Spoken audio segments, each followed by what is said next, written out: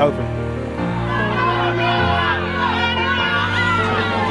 What do you think of 20 minutes?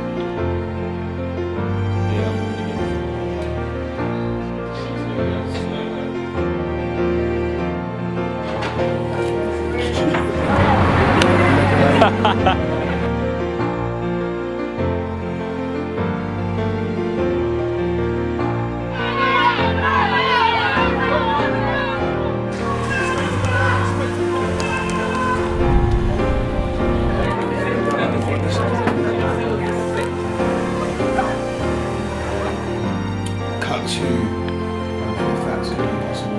Thank you. See how it works. Oh my goodness. Yeah, can we get?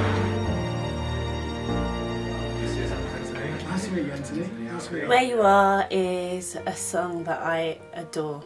It means a lot. It's emotional, it's inspirational, and it's deep. We wanted to make a video because the emotions that it brought to us, we wanted to share with everyone else, and we thought visually that would be amazing. I met Shabazz in 2014. It was a very surreal experience because I had watched him do a workshop and I loved it. I loved every minute of that workshop. I found it informative, I found it inspirational.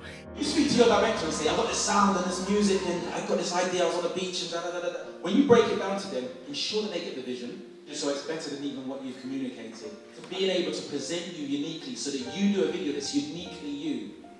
Right? So I approached him, and I'm not sure if he thought I was joking or not, but I said, I want to do a music video with you. Can I take your number? About 2 weeks later, I got a call from her, and she actually shared with me the song. The song was called Where You Are, and she let me hear it. And as soon as I heard it, I was inspired. The music challenged me, and as a filmmaker, that's all you really want out of anything that you're asked to interpret. And I was asked to interpret this song in a visual way, and in being inspired and challenged by it, I said I would like to come up with an idea that wasn't one-dimensional, that wasn't just going to be a performance that could be saved for a live concert or an event. So I dug deep and I actually said, if I take this song on, if I take this project on, I want to tell this story through the point of view of someone who is notorious, someone who literally has done something that the audience would hate. And I chose that to be a politician. Ignorance is not an excuse. You really expect that a fully well-educated MP was completely unable to know his own limits. Anthony. Hello, my name is Anthony Mark Streeter. Wow. I believe you've been drinking and potentially fallen asleep at the wheel. I just want to say wow. You are a crying jukebox. Just saying. There's been a car accident containing your vehicle and this pedestrian. Anthony was amazing. He is amazing, he really is. I think he was a brilliant, great actor. Really He delivered in every single shot. Let's push this. Let's push this. Follow it through. Lead us where you want to go, Anthony. Action. I'm playing the politician, but here we are in the courtroom setting.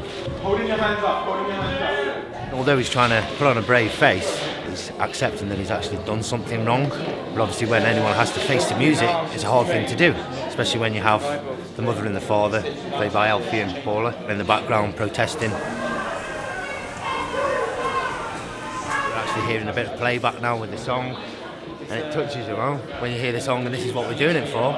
You know, to kind of put a narrative to the song Where You Are. It's pretty good.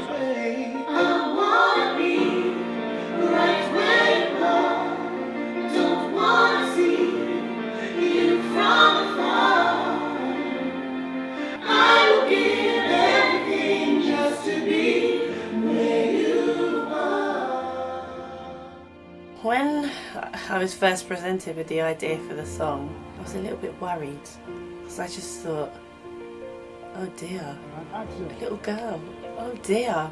I've got children, so I was a bit taken back by it. Dinah! Are you okay? Talk to me, please! But then realised that if that was my approach to it, and because I remembered it, It then meant that anybody else being able to see the video once it was done was going to have the same effect. It was something that you'd remember, and if it was going to bear heavy on me just from reading the storyline, imagine what the video was going to be like. Where did you do it? At Stagehand? And I watch Oliver In doing this, I've been really emotional throughout the whole of the scene, because part of the reason why I wrote this in the way that I have is because I've always said to myself that the worst thing I could ever do in life would be to run a child over. I don't think I could live with myself. So even just seeing a girl lying on the ground with the actual blood on her knee, seeing the car coming towards the girl, my heart's been pounding. I've never been directing and actually felt a scene as much as I felt this scene. I actually felt like crying at some points. Does that hurt? Oh.